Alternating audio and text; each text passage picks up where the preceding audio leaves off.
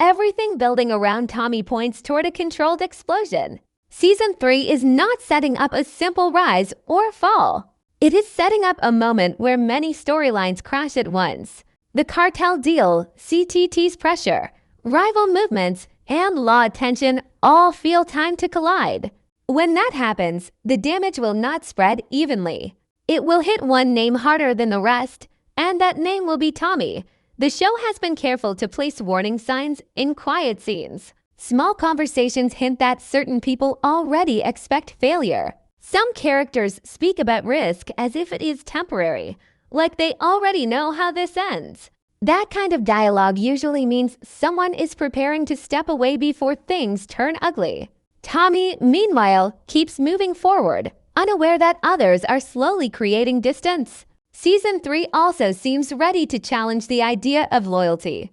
When pressure reaches its peak, we will see who disappears first. People tied to CTT may flip sides, cut deals, or save themselves. The cartel will deny deeper involvement. Rivals will pretend they were never afraid. In the middle of all this, Tommy will stand exposed, holding a structure that no longer supports him. There is a strong chance that the collapse will not be loud at first. It may begin with a small arrest, a blocked shipment, or a sudden legal freeze. From there, everything unravels fast. Once momentum shifts, the system turns against him. Banks pull back. Allies stop answering calls. The same network that once lifted him up becomes a wall closing in. But Season 3 may not end with total defeat. The most interesting possibility is that Tommy learns just enough, just in time, to change the shape of the fall. He may not escape clean, but he could redirect blame, expose hidden players, or create chaos that hurts the people who used him. Even damaged, he could still be dangerous. What matters most is that Season 3 frames this story as a lesson about power. Real power does not stand in the light. It builds shields, sacrifices, and exits. Tommy was meant to be one of those shields. Whether he accepts that role or breaks it will decide how this chapter of LANDMAN is remembered. One thing is clear. The deal was never about success. It was about control, and Season 3 is where that control is finally tested. As Season 3 moves toward its final stretch, the story begins to hint at something even darker than Tommy's downfall. The real endgame is not just removing him from the board. It is rewriting the entire narrative of what happened. When the dust settles, the world will not see a smart man who was trapped. It will see a reckless one who flew too close to the sun. That is how systems survive. They change the story, not the truth. The cartel's greatest strength is patience. They do not rush to close the trap because time works in their favor. Every day Tommy stays in the game, more evidence piles up under his name. More decisions are recorded. More enemies are created. When the final move comes, it will not look like betrayal. It will look like consequence. That is the cleanest ending they could ask for. At the same time, larger forces begin aligning in the background. Financial partners, political connections, and shadow investors all sense a shift coming. They start preparing their exits long before the public sees danger. This quiet movement is important. It shows that Tommy's fall is not just useful to the cartel, but to anyone who benefits from stability after chaos. Once he is gone, a cleaner system can replace him, free from noise and suspicion. Season 3 also suggests that CTT's collapse may be used as a warning. Others watching from the sidelines will learn the lesson. Build too fast. Trust the wrong people. Make deals without leverage. And this is what happens. Tommy's story becomes a tool, a cautionary tale told behind closed doors. That gives his failure value beyond his own life. It strengthens the system that destroyed him, yet there is still tension in how the endgame might unfold. A trapped man with nothing left to lose is unpredictable. If Tommy realizes the full truth, he may choose to burn everything instead of saving himself. He could release information, expose financial trails, or trigger conflicts that no one planned for. Even a losing player can flip the table. The final episodes of Season 3 are likely to live in that uncertainty. Will the system succeed in quietly erasing Tommy, or will his collapse tear open cracks that cannot be sealed? The show does not need to give him a clean win to make his story powerful. Sometimes the most dangerous act is refusing to disappear quietly. In the end, the real question of LANDMAN Season 3 is not who survives. It is whether the audience finally sees how power truly works in this world. Not through strength or loyalty, but through design, patience, and sacrifice. Tommy was never meant to be the king. He was the move that makes the checkmate possible. By the time Season 3 reaches its final moments, Tommy's story stops being about survival and starts becoming about legacy. Not the kind of legacy built on success, but the kind built on impact. Even if he falls, the damage he causes may echo far beyond his own ending. This is the part of the story that no one inside the show fully controls, and that is what makes it dangerous. Tommy's rise forced many hidden players into the open. His ambition disrupted quiet systems that had stayed untouched for years. Deals were rushed.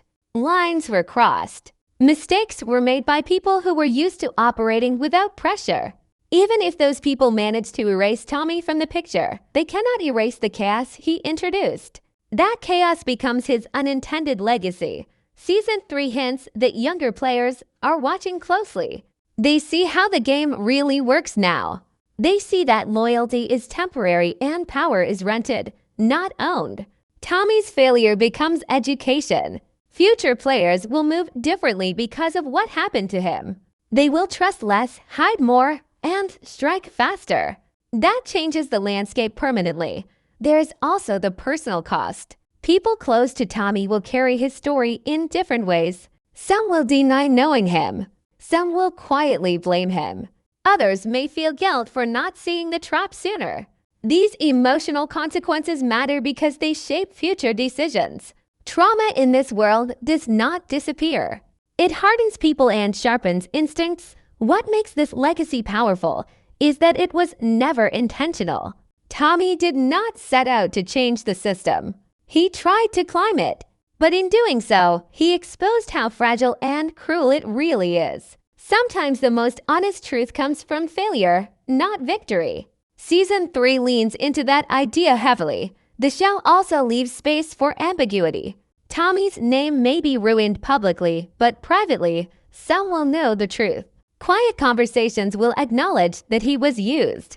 That split between public story and private understanding reflects how real power operates. Truth exists, but only in controlled spaces. In the end, Tommy's legacy is not about whether he wins or loses. It is about what he reveals. He becomes proof that the game is rigged, that success often hides a countdown, and that the most dangerous traps are the ones that look like opportunity. LANDMAN Season 3 closes his chapter not with closure, but with consequence. And that kind of ending lingers long after the screen goes dark. After everything collapses, the most powerful moment is not chaos. It is silence. Season 3 points toward an ending where the noise fades, headlines move on, and the system resets as if nothing truly changed. That silence is intentional. It is how power hides its scars. Tommy's fall becomes old news, replaced by the next distraction. While the real beneficiaries quietly reclaim control, the world around Tommy adapts quickly. Businesses rebrand, faces change, operations restart under new names. What once looked destroyed slowly returns in a cleaner, quieter form. This shows that the structure was never broken, only trimmed. Tommy was a removable part, not a foundation. His absence creates space, and that space is filled almost immediately. What makes this silence unsettling is how few people question it. There are no public investigations that reach the top. No deep accountability. Just enough truth to satisfy curiosity, and enough confusion to bury the rest. This reflects a central theme of LANDMAN: justice is selective, and clarity is dangerous. Too much understanding threatens stability. For those who knew Tommy personally, the silence is heavier. Calls stop coming. Names are avoided. His story becomes uncomfortable, so it is ignored. This social erasure is another kind of punishment. In this world, being forgotten can hurt more than being hated. Season 3 uses this quiet aftermath to show the emotional cost of playing the game. Yet silence is never complete. Small echoes remain. A line of dialogue, a look between characters, a sudden pause when his name almost comes up. These moments suggest that while the system moved on, memory did not fully disappear. Something unresolved still hangs in the air. The silence also serves as a warning. It tells the audience that this outcome is not rare. It is normal. Others have fallen the same way, and others will follow. The system depends on this cycle. Rise, exposure, removal, reset. Tommy's story fits perfectly into that pattern. Season 3 does not end with loud justice or dramatic revenge. It ends with quiet understanding. The realization that the game continues unchanged and that those who challenge it openly rarely survive intact. That silence is the final confirmation that CTT was built to fail and that the trap worked exactly as planned. Tommy shaking hands with the cartel looks powerful, but power in this world is never free. Every calm smile hides a knife, and every deal comes with a silent ending already planned. The real question is not why Tommy made the deal. It's why the cartel allowed him to believe it would work. Tommy walks into the cartel deal thinking this is his big step forward. On the surface, everything looks clean. The money flows fast, the rules seem simple, and the cartel leaders speak with respect. But in cartel business, respect is often the first lie. These people never give real control to someone they cannot break. From the very start, Tommy is not a partner. He is a tool. The cartel does not test loyalty with words. They test it by putting someone in a position where failure is guaranteed. That is exactly what this deal feels like. Too smooth, too fast, too easy. In the LANDMAN world, cartels survive by letting others dream. They let outsiders believe they are special, smarter, or different from the ones who failed before. But the pattern never changes. Anyone outside the bloodline is always watched, measured, and slowly pushed into mistakes. Tommy thinks he is building something strong, but the cartel is studying how he moves, who he trusts, and how far he can be pushed before he cracks. This is not business growth. This is a long test. The biggest red flag is how much freedom Tommy is given. Cartels do not hand freedom to someone new unless they already control the ending.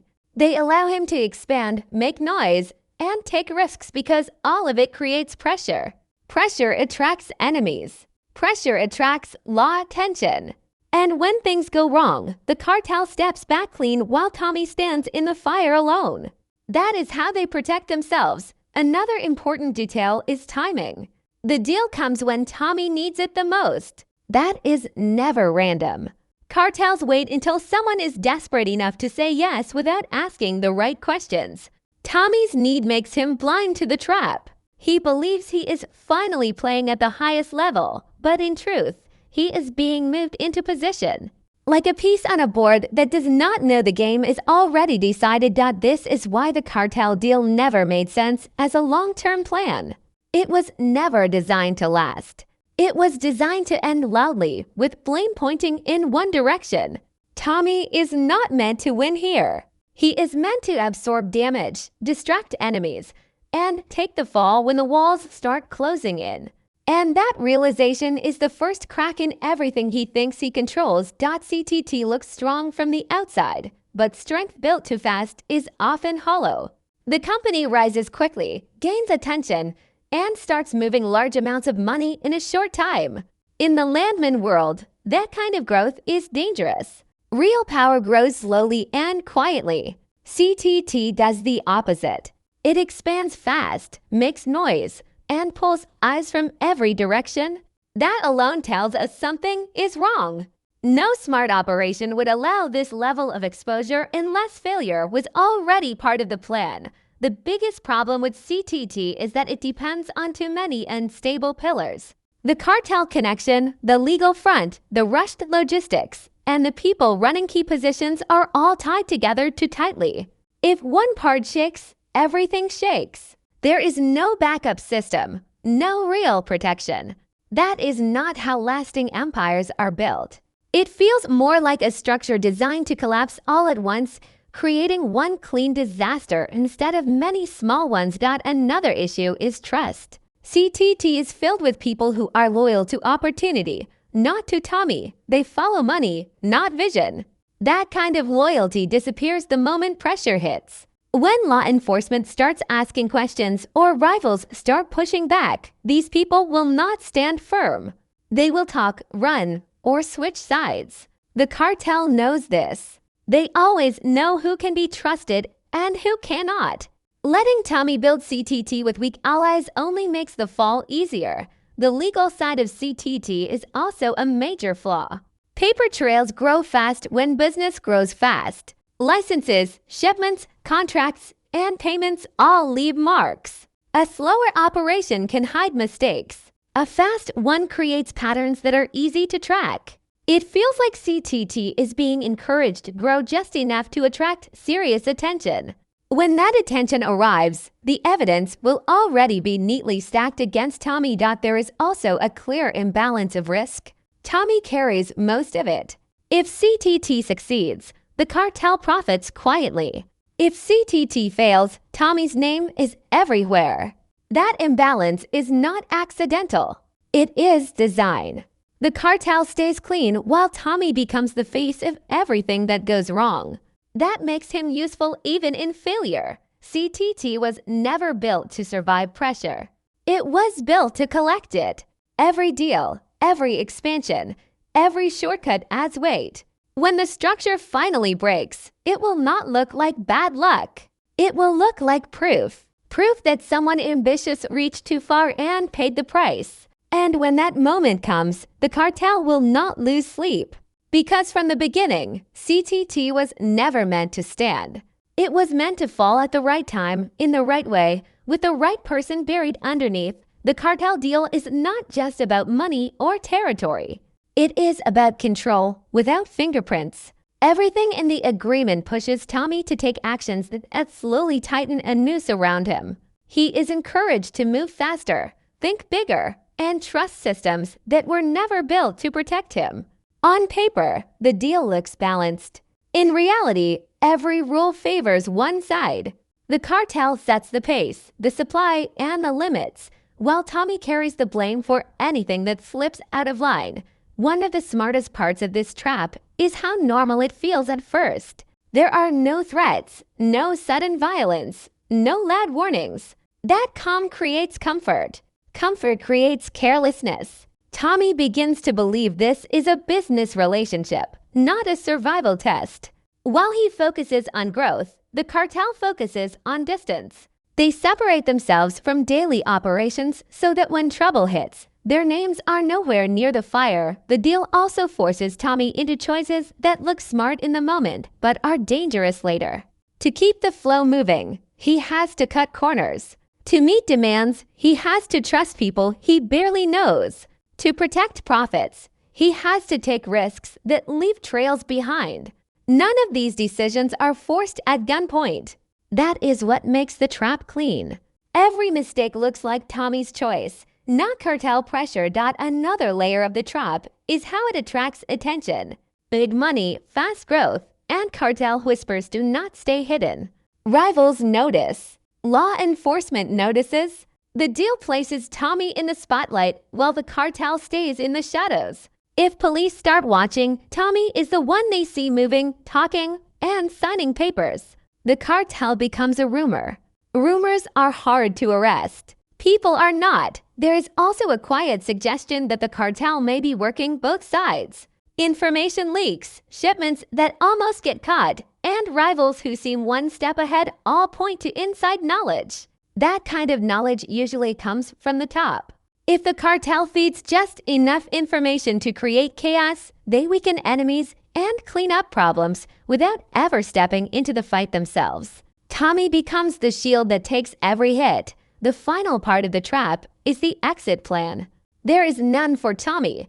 Every path forward leads deeper into exposure. He cannot walk away without losing everything, and he cannot stay without risking prison or death. That is the perfect trap. No escape, only delay. The cartel does not need to destroy him quickly. They only need to wait until pressure does the work for them. And when the collapse finally happens, it will look natural, almost expected. That is the most dangerous kind of setup. Tommy believes he is shaping his own future, but Season 3 slowly reveals that his role is much smaller than he thinks. He is not the architect of the game. He is the distraction that keeps attention away from the real power.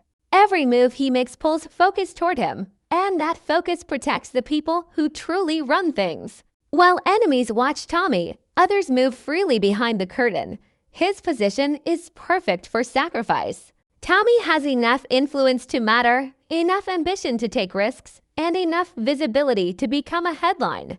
That combination is dangerous for him but useful for everyone else. When pressure builds, someone needs to be blamed. Someone needs to fall so the system can reset. Tommy fits that role better than anyone. He is close enough to the cartel to look guilty, but distant enough for them to deny him. Season 3 hints that Tommy is being pushed into conflicts that cannot be won cleanly. Rivals appear at the worst times. Deals break without warning. Allies hesitate when support is needed most. None of this is random. It feels like the board is being tilted just enough to force mistakes. The more Tommy fights to keep control, the deeper he sinks into situations designed to break him. There is also a strong sense that Tommy's instincts are being used against him. His confidence, his hunger to prove himself, and his refusal to back down all work in the cartel's favor. They know he will push forward instead of stepping away. They know he will try to fix problems rather than escape them. That makes him predictable. And predictability is weakness in this world. At the same time, Season 3 shows moments where Tommy starts to feel the walls closing in. Small doubts appear. He notices patterns that do not add up. People he trusted act strange. Information reaches him too late or not at all. These moments suggest he may realize the truth, but realization does not always bring freedom. Sometimes it only brings panic. The most tragic part of Tommy's role is that even if he figures everything out, his options are limited. Exposing the cartel would.